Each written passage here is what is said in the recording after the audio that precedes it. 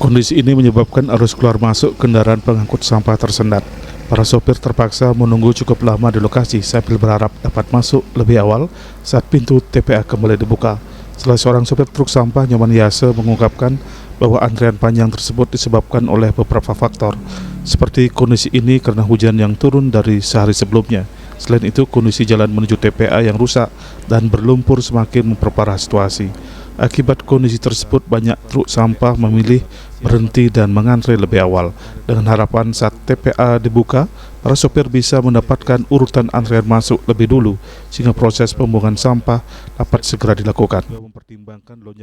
Antri itu tetap ngantri, Pak. Kadang-kadang saya jam 5 udah ke sini, itu saya udah, kalau memang dipakai nomor urut itu saya udah ke 150 tuh. Yang di depan tuh saya udah yang di depan itu udah 150, saya yang di belakangnya itu. Kalau misalnya jam 7 ya lebih di belakang lagi, Pak. Cuaca juga mempengaruhi kan, kalau misalnya hujan kan jalan becek, ada yang mobil truk yang slip.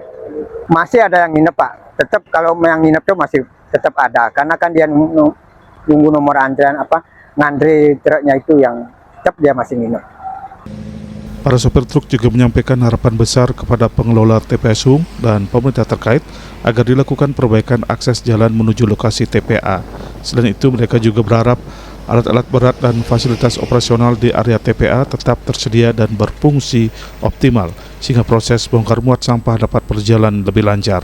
Dengan perbaikan infrastruktur dan kesiapan alat operasional tersebut, para sopir meyakini pekerjaan pengangkutan dan pembuangan sampah akan menjadi lebih efektif, cepat dan tidak lagi menimbulkan antrian panjang seperti yang terjadi saat ini.